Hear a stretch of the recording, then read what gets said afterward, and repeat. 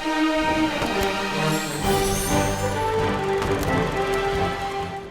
नमस्ते, आदाब। मैं हूं सोनाली और फिर एक बार शुरू हो चुका है द सिनेमा शो, जहां हम आपको फिल्मी दुनिया से जुड़ी तमाम बड़ी जरूरी खबरें बताते हैं। तो शुरू करते हैं आज का सिलसिला। पहली खबर एक्टर टॉम हिडलस्टन की, जिनकी वेब सीरीज लोकी आप देख सकते हैं रिलीज हो चुकी है। शो के प्रीमियर से पहले टॉम का एक वीडियो सोशल मीडिया पर शेयर किया जाने लगा।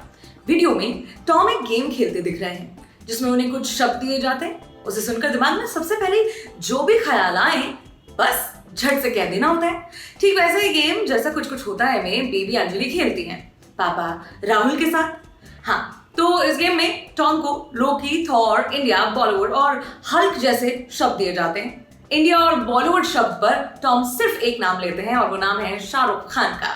और ऐसा पहली बार नहीं है जब टॉम ने शाहरुख की बात कही हो। इससे पहले भी उन्होंने शाहरुख खान की film my name is Khan की खूब तारीफ की थी। टॉम के इस वीडियो को शाहरुख के फैंस भी खूब पसंद कर रहे हैं। दूसरी खबर, किस्सा, सर और मॉनसून वेडिंग जैसी फिल्मों में नजर आ चुकी एक्ट्रेस तिलोत्तमा सोम को यूके एशियन फिल्म फेस्टिवल में राहगीर फिल्म के लिए बेस्ट एक्टर का अवार्ड मिला है। 26 मई से 6 जून तक चले इस फेस्टिवल में राहगीर फिल्म को 2 अवार्ड्स मिले।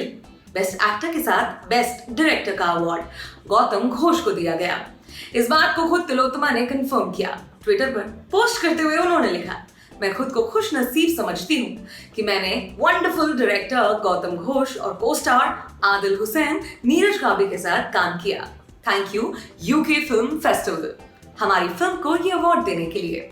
राहगीर फिल्म को पहले कई नेशनल और इंटरनेशनल फिल्म फेस्टिवल्स में दिखाया भी जा चुका है। तीसरी खबर, सिनेमा शो के एक एपिसोड में हमने आपको बताया था कि एक्टर पर्ल पुरी पर नाबालिग से रेप करने का आरोप लगा है, जिसके बाद उन्हें 14 दिन की न्यायिक हिरासत में भेज दिया गया। अब कई बड़े स्टार्स पर्ल की सपोर्ट में उतर गए हैं। पहले एकता कपूर, हिना खान और अली गोनी ने उन्हें सपोर्ट किया। अब एक्ट्रेस दिव्या खोसला कुमार ने भी उनके समर्थन में पोस्ट किया है। दिव्या ने रिसेंटली पोस्ट किया और उस पोस्ट में लिखा, पर्ल की मां को गंभीर बीमारी है। उन्होंने बीते साल अपने पिता को खो दिया। उनके ऊपर दुष्कर्म के आरोप हैं, उन्हें बेल नहीं मिल रही। अब पर्ल के लिए केस कौन लड़ेगा? उसके लिए वकील कौन ढूंढेगा? उसकी मां सीनियर सिटीजन है मगर फिर भी केस लड़ने को तैयार है। मगर कम से कम पर्ल को बेल तो मिलनी चाहिए। वो कहीं भागा नहीं जा रहा, मगर उससे उसका बेसिक राइट क्यों छीना जा रहा है? क्यों? दिव्या ने इससे पहले भी पर्ल की सपोर्ट में पोस्ट किया था, जिस पर नेगेटिव रिस्पॉन्स मिलने के बाद ये पोस्ट उन्होंने डिलीट कर दिया। फिल्म प्रोड्यूसर स्वप्ना पाटकर को क्लिनिकल फिजियोलॉजी में फर्जी पीएचडी डिग्री हासिल करने और नौकरी पाने के लिए इसका इस्तेमाल करने के आरोप में 8 जून को गिरफ्तार कर लिया गया।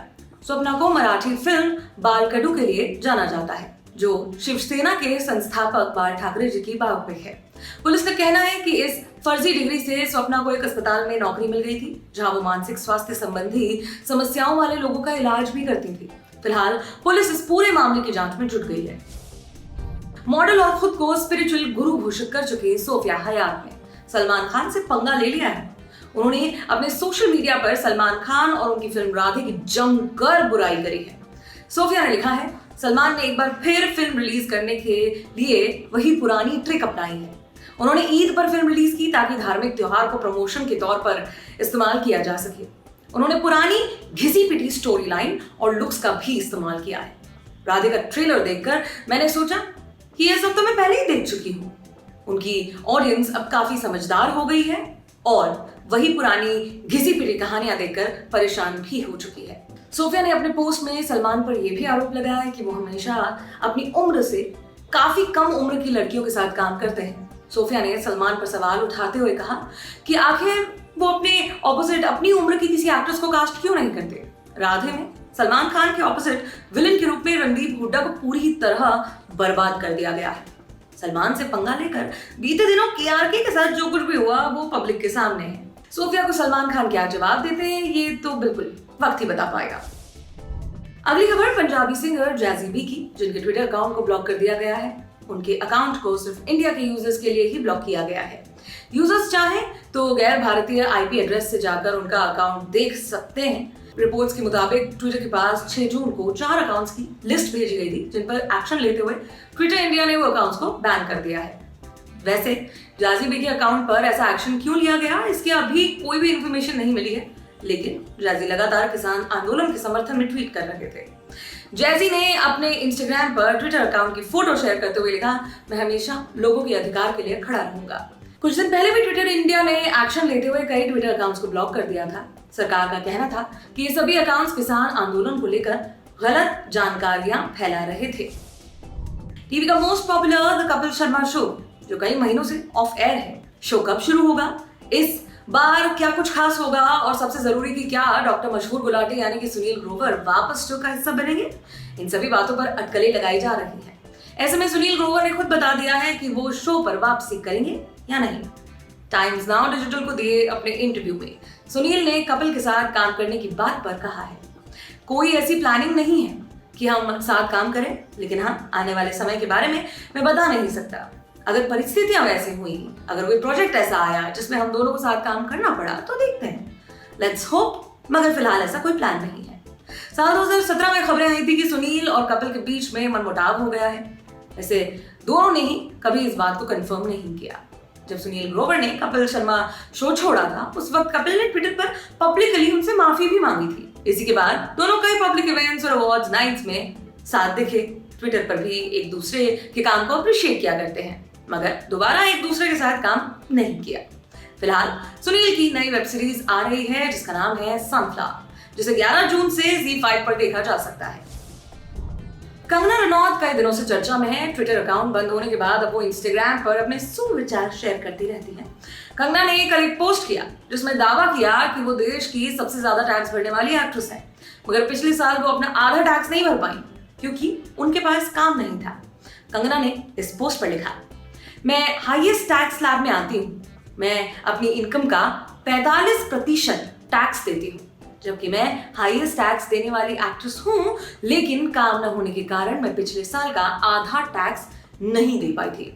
अपनी लाइफ में पहली बार मैंने टैक्स भरने में देरी की। अगर सरकार बकाया टैक्स राशि पर मुझसे इंटरेस्ट चार्ज करती है तो मुझे कोई दिक्कत नहीं है। हमारे लिए समय कठिन हो सकता है, लेकिन साथ मिलकर समय को मजबूत बना सकते हैं। कंगना अक्सर सरकार और उनकी नीतियों पर अपनी बात कहती रहती हैं। इसी चक्कर में उनका ट्विटर अकाउंट भी वैसे ब्लॉक कर दिया गया था। अगली खबर, प्रभास की अपकमिंग फिल्म सलार के मेकर्स ने कोविड पेशेंट्स की मदद के लिए 2 ऑक्सीजन प्लांट्स लगाने का फैसला लिया है। रिपोर्ट्स के मुताबिक होमली फिल्म्स ने कर्नाटक के मांड्या में 2 करोड़ रुपए की लागत वाले ऑक्सीजन प्लांट्स और साथ ही 20 ऑक्सीजन बेड्स की सुविधा देने की बात कही है। प्रोडक्शन हाउस ने तेलुगु फिल्म इंडस्ट्री के लिए भी 35 लाख रुपए देने की मदद की है। फिलहाल इस प्रोडक्शन हाउस के बैनर तले 2 बड़ी फिल्में बन रही हैं, जिनमें से एक है KGF चैप्टर 2 और दूसरी है सलार। दोनों ही फिल्मों का फैन बेस भी काफी ज्यादा तगड़ा है। सब बेसब्री से इंतजार कर रहे हैं। अब खबर एक लॉस की। पाकिस्तान के फेमस सिंगर फरहाद हुमायूं का निधन हो गया। उनके बैंड ओवरलोड के ऑफिशियल फेसबुक पेज पर उनके इंतकाल की खबर दी गई। इसके बाद सिंगर आतिफ असलम, अली फैजल, एक्टर अर्जुन माथुर ने उन्हें याद किया। अर्जुन माथुर की पोस्ट के मुताबिक फरहाद लंबे समय से ब्रेन ट्यूमर से जूझ रहे थे। फरहाद के गाए कोक स्टूडियो सॉन्ग्स लोगों को खूब पसंद आए थे। आज के शो में आपके लिए इतना ही। अब मुलाकात होगी द सिनेमा शो के अगले एपिसोड में। मेरा नाम है शनाली। तब तक के लिए जुड़े रहिए दी ललन टॉक के साथ। शुक्रिया।